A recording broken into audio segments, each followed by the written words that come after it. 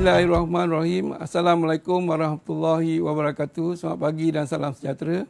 Pagi ini kita bersama dalam program Intelek Seni Seminar Kearifan Tempatan dengan tajuk Pertukangan Membuat Jong dan Tradisi Lomba Jong Anjuran Jabatan Kebudayaan dan Kesenian Negara Negeri Johor di Bengkel Jong Keluarga Tuan Haji Muhammad Lazim, Kampung Linting, Ulau Tanjung Surat, Kota Tinggi, Johor. Sebagai pengenalan, program ini melibatkan perkongsian ilmu dan kepakaran dengan panel-panel terpilih berkenaan tema seminar kearifan tempatan dalam elemen seni dan budaya. Objektif program ini adalah merupakan wadah pencampahan pengetahuan berkaitan dengan ilmu atau kepakaran dalam aspek seni budaya dan warisan. Untuk itu, pada hari ini kita bawa dua orang panel dipilih yang terdiri daripada panel pertama Tuan Haji Muhammad Lazim bin Atan dari Bengkel Jong Keluarga Haji Muhammad Lazim, Kampung Linting, Tanjung Surat, Kota Tinggi. Dan panel kita yang kedua ialah arkitek Puan Nur Syahidah binti Azli, pensyarah kanan dari Universiti Teknologi Malaysia, Johor Bahru. Sekarang kita teruskan dengan panel pertama kita iaitu Tuan Haji Muhammad Lazim bin Atan, merupakan seorang peminat dan juga pembuat jong di Tanjung Surat ini. Beliau merupakan seorang anak tempatan di Kampung Linting, Tanjung Surat. Berpendidikan awal di Sekolah Menengah Datuk Penggawa Timur, Masai, Johor dan berpengalaman dalam seni pembuatan dan juga lomba jong di Tanjung Surat ini setelah sekian lama. Dan selain itu, beliau juga merupakan seorang yang mempunyai kemahiran daripada bidang pengadilan, juga menjadi juri dalam beberapa pertandingan di peringkat komuniti, di peringkat daerah maupun di peringkat antarabangsa. Jadi Tuan Haji Muhammad Lazim, saya rasa dengan tidak melengahnya, kita ingin bertanyalah pengalaman dan juga pengetahuan Tuan Haji di dalam kesenian seni pembuat jong dan juga tradisi lomba ni dalam beberapa perkara. Pertamanya, bilakah Tuan Haji boleh berminat di dalam tradisi lomba jong ni, dan seterusnya menarik perhatian Tuan Haji di dalam mempelajari cara pembuatan jong ini. Terima kasih Tuan Haji. Assalamualaikum warahmatullahi wabarakatuh.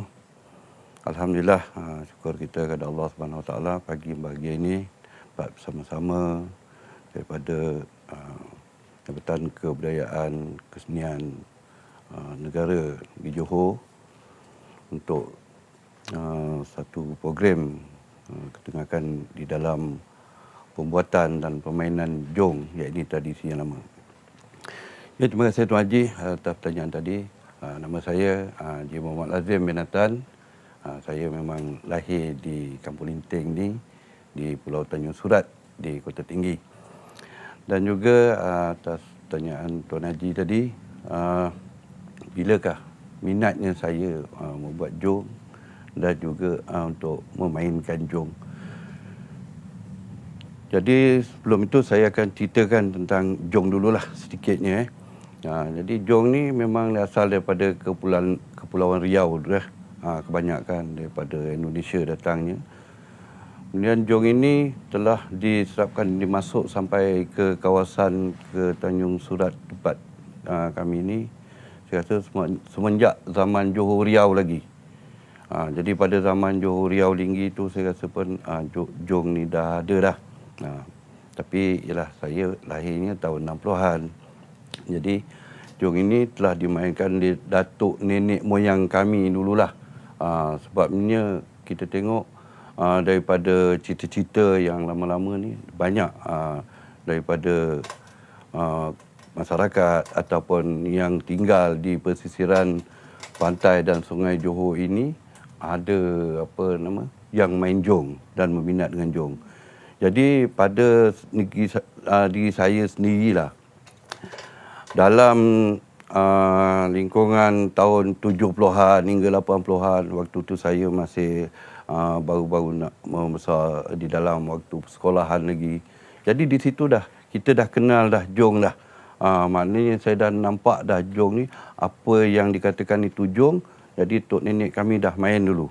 Ada kekerapan untuk dimainkan jong di kawasan kami. Tapi ketika itu, mana cuma yang kita tahu hanyalah jong aja. alat satu tradisi boleh bermain pada ketika itu. Dan bagi saya pula, bila kata dah meningkat pada usia dah dah remaja, jadi kat situ pun kita tengok pada yang zaman dulu punya jong ni banyak hilang dah. Jadi bila dah hilang tu, timbul rasa macam bila ada ketika musim-musim terkujur angin datang, angin monsun timur laut yang biasanya orang-orang tua dulu belayar sampan kolek, main jong. Jadi di sini membuatkan kita rasa benda ni dah hilang. Jadi ada peninggalan-peninggalan datuk nenek kami yang ada replika jong tu. Kemudian dengan layarnya tak ada, dengan katilnya tak ada. Jadi ada replika jong. Jadi yang inilah kita ambilkan, buatkan satu model bagi kami dulu. Cuba saya buatkan, menjadikan satu jong yang baru untuk saya dapat kembalikan macam mana orang dulu main tu, boleh dilengkapkan, boleh dilayar di air. Jadi macam orang dulu pun, dia orang dah main, tapi bila lama kelamaan macam mungkin dia orang tu dah meningkat kepada usia yang tua. Kemudian pada mereka ni sebenarnya anak-anak cucu ada sebahagian yang boleh mewarisi dan ada sebahagian yang tidak boleh nak mewarisi. Kerana jong ini keunikan dia pertama sekali kena main di atas air lah.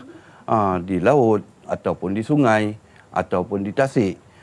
Jadi ada orang yang berminat main di laut, ada yang berminat, yang ada tak berminat nak main di laut. Kemudian peninggalan jong ni apabila kita lihat, bila kata pupus, pupus terus. Tak ada.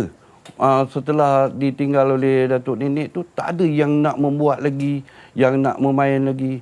Kalau dulu kita masa seperingatan saya lah, kalau daripada Pengerang tu sampai ke Johor Lama, mana Pengerang, Pasir Gogok, masuk kawasan sini ke Tanjung Perlis, kemudian sampai ke muara Sungai Johor ni, termasuklah Pulau Tanjung Surat ini sendiri, Tanjung Langsat, Linting, Tanjung Buai, Johor Lama, sampai ada semua jong. Tapi bila masuk era tahun 80-an tu, hilang semua.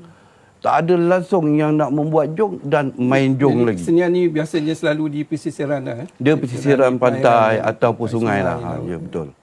Okay, Tuan Haji, boleh ke ceritakan pada kami bagaimana cara pembuatan jong ini daripada asalnya hingga menjadi sebuah jong yang boleh dimainkan ataupun boleh dibawa dalam bentuk perlombaan? Okay, terima kasih Tuan Haji. Untuk nak membuat jong ni, dia memang satu yang rumit lah. Tapi saya cuba cerita sekadar yang ringkas, yang kita boleh senang faham lah. Jadi jong ini, pertama sekali kita kena cari kayu lah. Kayunya kita kena tebang di hutan dulu. Lepas tu kita akan bawa balik sini, kemudian kita akan keringkan dia lah sikit untuk keringkan getah dia. Sebab kayu yang kita bawa ni adalah kayu yang jenis kayu pulai. Jadi kayu pulai ni dia memang jenis kayu di dalam kawasan paya, berair lah.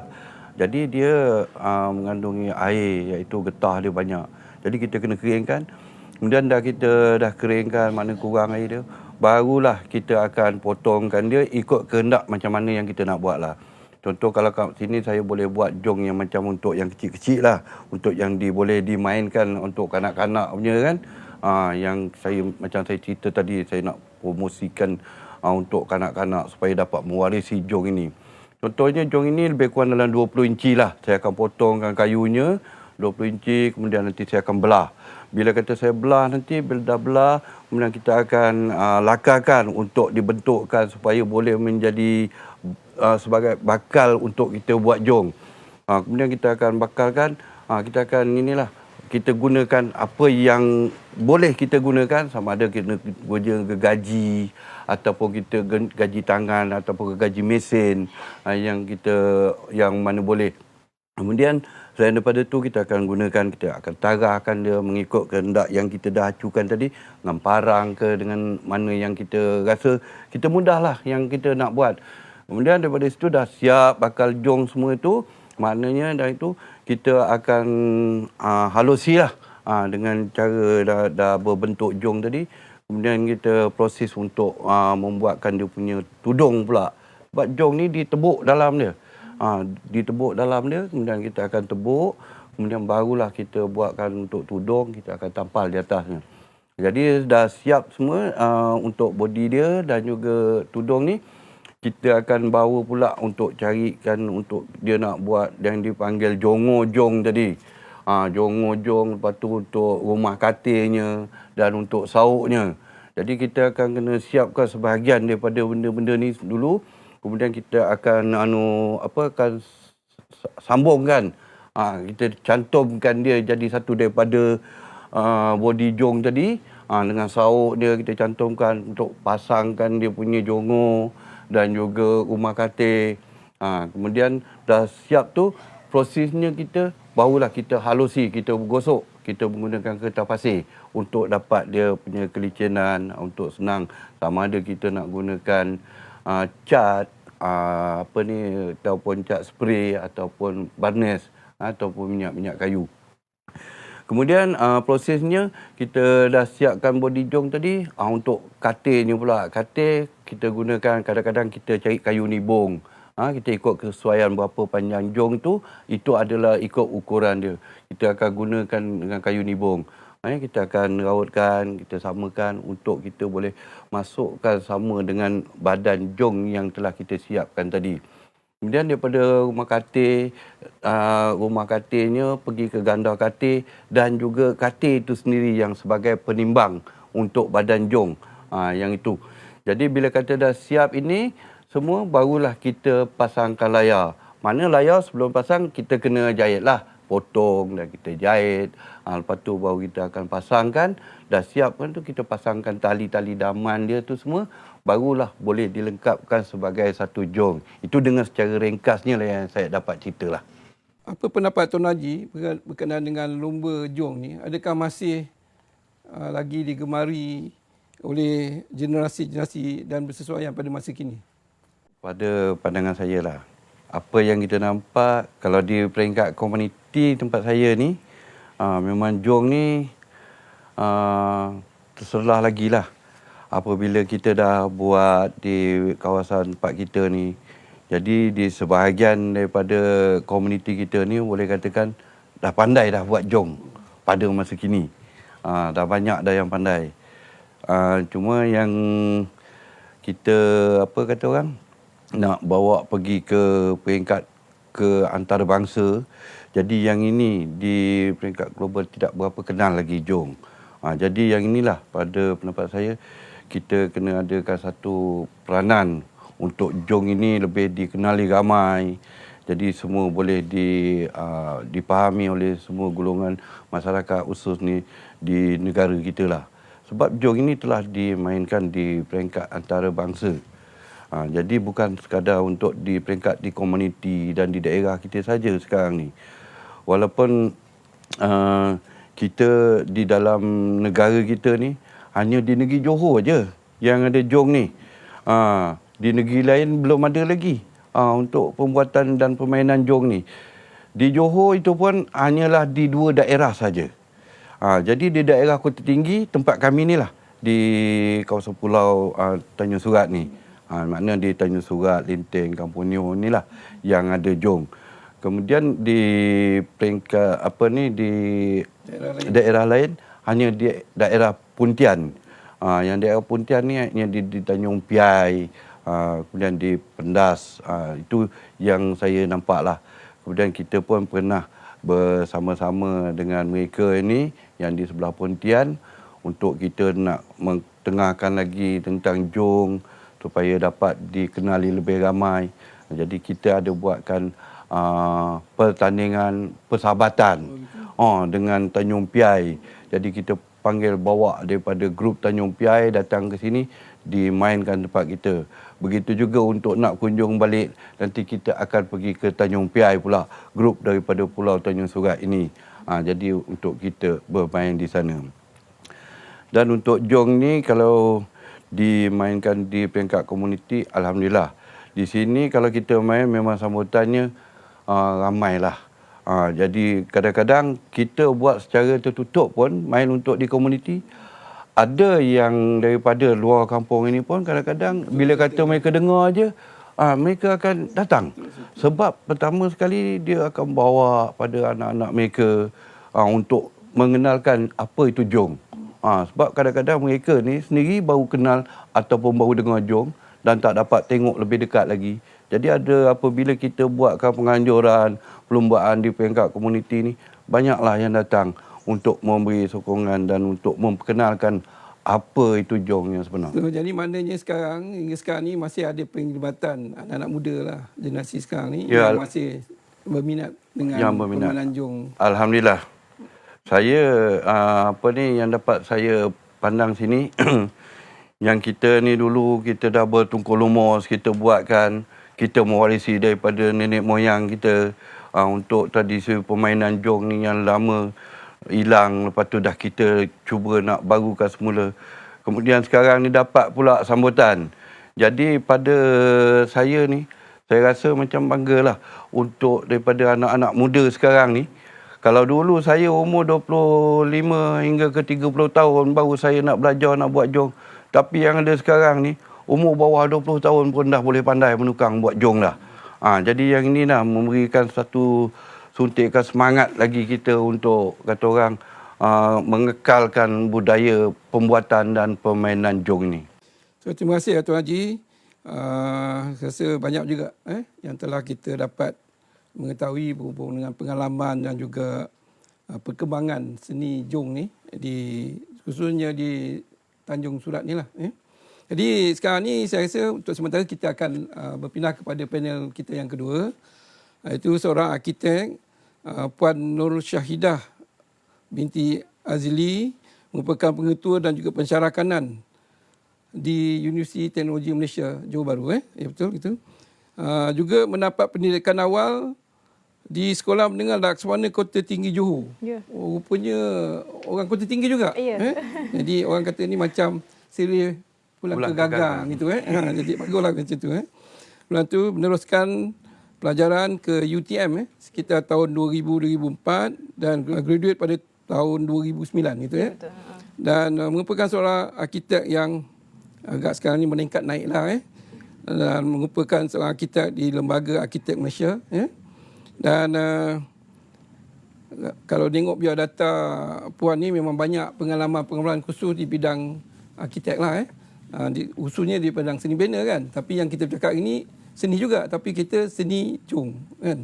Jadi berhubung dengan jong ni, kita ada beberapa persoalan yang boleh agaknya Puan kaitkan di segi akademik lah. Selain daripada yang diceritakan oleh Tuan Haji Muhammad Lazim tadi kan. Jadi apakah pendapat Puan tentang membicarakan seni dalam aspek pembuatan jong ini dengan fakulti seni bina khususnya mungkin di UTM sendiri ataupun di institusi-institusi yang ada hubung kait dengannya. Jemput saya sebagai panel jemputan untuk hari ini untuk membicarakan mengenai intelek seni, seminar kearifan tempatan dengan tajuknya pertukangan membuat jong dan tradisi lumba jong. Saya sedikit pembetulan lah Tuan Haji Yunus. Saya sebenarnya sekarang ni adalah pensyarah di Universiti Teknologi Malaysia di Fakulti Alam Bina dan UKO, mengajar pelajar-pelajar sarjana muda dan juga sarjana seni bina. Jadi walaupun kita nampak macam apa kaitan jong dan saya di sini, tapi sebenarnya apabila kita membicarakan mengenai permainan tradisi, budaya, dia sebenarnya sangat dekat dengan seni bina. Seni bina sesebuah masyarakat tu dia tidak akan terbentuk dengan sendirinya. Dia perlukan input dari segi budaya, masyarakat tempatan, latar belakang, sejarah dan sebagainya. Jadi sebagai contoh lah kalau pelajar seni bina yang saya pernah mengajar mereka untuk pelajar tahun 2, mereka perlu mengenal dulu budaya tempatan dan dia perlu adaptasi budaya tempatan tu menjadikan dia sebuah proposal ataupun projek bagaimana dia nak mengangkat budaya tu ke tahap yang lebih tinggi. Begitu. Contohnya macam ada pelajar saya dulu pernah dia mengkaji mengenai jong, struktur jong dan dia cuba ubah dan olah untuk jadikan dia sebuah bangunan. Macam lah kita tengok strukturnya begini, dia terbalikkan dia jadi kebumbung. Dengan mengikut komposisi yang sebagaimana jong tu lah. Jadi begitulah perkaitan di antara seni jong ni dan juga seni bena. Dia sangat dekat. Seterusnya, macam bagi makluman, pertukangan jong ni dan juga tradisi lomba jong ni bukan hanya terdapat sebenarnya kalau ikut sejarahnya lah, bukan saja di Tanjung Surat ni aja, di Kota Tinggi ni, tetapi juga permainan ini terdapat di alam Melayu kita, di Nusantara ni. Seperti sebanyak sikit sejarah yang kata Tuan Haji tadi kan. Jadi sehubungan tu adakah Tuan Puan fikir kita perlu lagi mengadakan satu kajian yang lebih mendalam untuk mendapat ataupun mengkaji lebih mendalam akan asal-usul pembinaan dan juga tradisi lomba jong ni dengan kawasan-kawasan lain daripada yang ada di Tanjung Surat ni. Okey, pada pandangan saya Haji Yunus, kalau kita tengok seni jong ni atau permainan jong ni, dia berasal daripada Kepulauan Riau sebagaimana yang Haji Lazim cakapkan tadilah. Jadi dia telah masuk di bahagian Johor ini, khususnya di Tanjung Surat. Dan kalau kita tengok betul-betul, jong di Indonesia dengan jong di Johor ni berbeza. Sebab dia ada kata orang tu input ataupun adaptasi daripada masyarakat setempat. Sebab tu dia berubah di sana lain dan di sini lain. Jadi pada pandangan saya, jong ni seharusnya kita angkat, kita gilap supaya dia dipandang sebagai satu permainan yang lebih berprestij. Sebagai contohnya kalau di Sarawak, kita ada satu permainan regata. Regata ni pada zaman dahulu dia diperkenalkan oleh James Brooke. James Brooke memperkenalkan regata ni sebagai salah satu wadah ataupun cara untuk meleraikan pergaduhan dan pertikaian di antara kaum waktu ketika itu, di antara puak lah. Jadi dia wujudkan regata ni, okey, kamu yang kaum ini dengan kaum ini lawan, siapa menang kau menang lah, begitu. Jadi sehingga ke hari ini regata ni menjadi salah satu, dia dah menjadi satu sukan yang sangat dinanti-nantikan, malah dapat penglibatan daripada negara-negara jiran macam daripada Vietnam, Singapura, Malaysia pun, daripada NGO, kerajaan dan sebagainya. Jadi semestinya jong ni perlu diangkat ke peringkat yang lebih tinggi dengan bantuan NGO, dengan bantuan daripada kerajaan, masyarakat setempat dan sebagainya, ke peringkat yang lebih berprestij lagi. Apakah pandangan Puan? Tadi Puan telah maklum pada kita daripada beberapa elemen-elemen yang terdapat di jong ni boleh diangkat ataupun diguna pakai di bidang seni bena kan. Jadi saya cuma nak mendapatkan pandangan Puan sebagai asasnya. Tadi kita ada pembikinan dan perlombaan kan jong ni. Tapi boleh tak agaknya asas-asas jong ni diangkat lagi, diperbesarkan di industri maritim. Misalnya menjadikan sebuah jong yang besar lah, yang mungkin boleh dinaiki kan, ataupun yang boleh dilibatkan dalam industri pelancongan dengan menggunakan bentuk jong tu. Terima kasih Haji Yunus. Saya sangat sukalah dan tertarik bila Haji Yunus menyentuh mengenai mengangkat jong kepada industri maritim yang lebih besar, dalam skala yang lebih besar. Saya suka untuk saya berkongsikan sedikit mengenai kajian sejarah. Kalau kita tengok sebenarnya bangsa Melayu ni sangat ulung dahulu dan sangat popular dalam aspek pelayaran.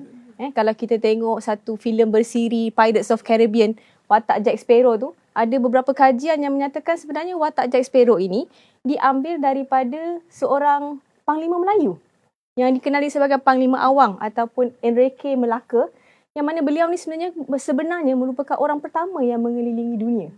Jadi asal-usul Melayu tu dah hebat. Jadi tak mustahil kalau kita nak hebatkan lagi jong ni kepada bagaimana nenek moyang kita dahulu. Jadi kalau kita punya niat ataupun kita ada cadangan untuk ke peringkat yang lebih meluas seperti maritim dan perkapalan, semestinya kita memerlukan input dan kerjasama daripada pihak-pihak yang berkaitan. Contohnya daripada kejuruteraan maritim, dan dari segi reka bentuk mungkin input dari seni bena, okey, dan lain-lain bidang yang berkaitan lah untuk mengangkat jong ni menjadi satu platform baru kepada bangsa Melayu dan juga seterusnya memperhebatkan lagi industri pelancongan untuk daripada orang luar ke negara kita. Sebab benda-benda aspek budaya, perkara aspek budaya, seni, tempatan ini semua memang sangat-sangat menjadi titik tarikan orang luar pelancong ke negara, ke sesebuah negara tu sebenarnya. Dia bukan nak tengok bangunan-bangunan hebat. Dia nak tengok ni. Jadi itulah pandangan saya. Boleh, dia tidak mustahil, tapi dia perlukan usaha sama, kerjasama dari pelbagai pihak untuk mengangkat dia ke peringkat yang lebih baik. Okey, seterusnya tradisi lomba jong ni kan, dan juga pembuatan ini, sekiranya macam kata Puan tadi, mendapat kerjasama daripada pihak-pihak yang tertentu kan, agaknya boleh ke dia ni bertahan lama, berterusan selain daripada penggiat-penggiat seni dalam bidang yang kecil-kecilan tadilah, sebagai satu riadah di peringkat komuniti dan sebagainya. Jadi agaknya boleh bertahan berterusan hingga mana kata Puan tadi, agaknya boleh diangkat. Boleh, tapi perlukan beberapa langkah lah. Langkah-langkah yang wajar, yang perlu diambil oleh pelbagai pihak. Okay, pertamanya, pengkomersialan sendiri. Pengkomersialan dari segi jong ni, perlu dikomersialkan dengan lebih baik dari segi seni halus dia, mungkin ada tambah aspek ukiran dan sebagainya, komposisi, detail pada sesebuah jong tu. Jadi dia akan ada banyak level lah. Okay, kalau kita nak yang eksklusif, mungkin jongnya bentuk begini. Kalau yang medium range, mungkin bentuknya begini. Untuk yang dimainkan, begini dan sebagainya. Dan salah satu teknik ataupun salah satu cara yang boleh dilaksanakan adalah dengan mewujudkan sebuah fasiliti khusus untuk tradisi lumba jong ni. Jadi dengan adanya fasiliti ini ataupun dikenali sebagai hub, okay, jadi pelancong, orang awam boleh mengenali dengan lebih dekat, boleh sentiasa datang melihat, okay, dan juga untuk boleh diadakan perkhidmatan untuk kita nak servis ke, kalau dah beli kan patah macam mana nak betulkan, tak ada tempat kan, bawa balik KL dan sebagainya. Jadi di situlah hubnya. Jadi mungkin dengan ada hub itu nanti akan membantu ekonomi masyarakat tempatan di Tanjung Surat ini untuk akan diangkat menjadi lebih baik di masa hadapan. Dan saya boleh cadangkan lah, kalau kita nak mengangkat jong ni supaya dia kekal lebih lama, kita perlu wujudkan satu kursus bagi penghasilan jong ini. Mungkin di college community, di mana-mana peringkat yang ada usaha sama dengan kerajaan. Contohnya macam songket, pembuatan songket, dia ada kursus songket. Jadi sesiapa orang-orang muda yang berminat untuk mempelajari songket dan menguasai songket, dia orang boleh enroll kepada kursus tersebut. Sama juga dengan jong. Ia perlu diwujudkan. Jadi kita tidak boleh mengharapkan mereka yang ada di sini kan. Jadi dengan cara itu, dia akan lebih bertahan lama, boleh dikomersialkan dan boleh diolah lagi. Mungkin dengan ada input tu nanti, hasilnya lebih kreatif. Kreativiti tu lebih nampak kan. Jadi lebih kata orang tu, dia akan jadi penjenamaan semula kepada jong. Jadi saya rasa setakat ni dulu perbincangan kita lah berhubung dengan program intelek seni seminar kearifan tempatan, khususnya dari segi pembuatan jong dan juga tradisi lomba jong yang kita bincang bersama pada hari ini. Dan kita harap apa yang kita bincangkan tadi, pendapat daripada Tuan Haji Muhammad Lazim sebagai pembuat dan peminat, juga daripada Puan Nur Syahidah sendiri yang memandang daripada berbagai sudut, khususnya daripada segi ilmuan dan juga daripada segi pandangan lebih jauh lah yang kita cadangkan tadi, untuk mengangkat martabat jong ni bukan saja sebagai permainan tradisi, tapi mungkin boleh dimartabatkan sehingga kepada satu industri yang lebih besar dan juga menarik perhatian. Dan selain daripada itu juga melihat balik kembali akan keagungan kita dalam bidang perkapalan ni. Walaupun tadi kita cerita dalam bentuk jong, sebenarnya kita dah ada lebih besar lagi dulu daripada jong ni kan. Jadi sekarang ni kita cuba angkat balik apa yang telah nenek moyang kita lakukan dulu untuk dimartabatkan dan juga diperkenalkan. Bukan peringkat di tingkat negara kita, serantau kita, malah di peringkat antarabangsa. Jadi dengan itu saya bagi pihak Jabatan Kebudayaan dan Kesenian Negara Negeri Johor mengucapkan banyak terima kasihlah kepada Tuan Haji Muhammad Lazim bin Atan selaku tuan punya bengkel jong yang ada di Tanjung Surat ni, Juga terima kasih juga kepada Puan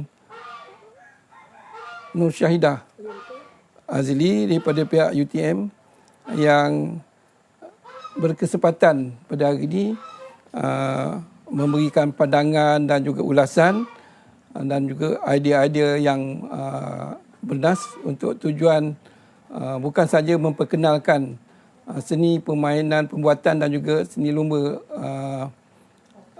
jong ini di peringkat negeri Johor ni yang dikelolakan ataupun biasanya tugas Jabatan Kebudayaan dan Kesenian Negara khususnya negeri Johor ni memanglah mengambil berat apa-apa juga unsur-unsur seni dan budaya yang bukan saja ambil pupus tetapi juga perlu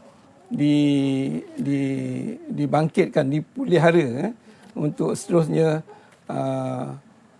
untuk bukan saja generasi akan datang tapi kalau boleh diperkembangkan, diperkenalkan di peringkat negeri, negara dan juga di peringkat antarabangsa. Jadi saya sebagai moderator bagi pihak sekali lagi pihak Jabatan Kebudayaan dan Kesenian Negara Johor mengucapkan terima kasih sekali lagi dan mohon maaf sekiranya terdapat apa juga kekurangan di dalam saya mengendalikan seminar ataupun forum ringkas pada pagi ini. Dan saya akhiri dengan wabillahi taufiq. Wassalamualaikum warahmatullahi taala wabarakatuh.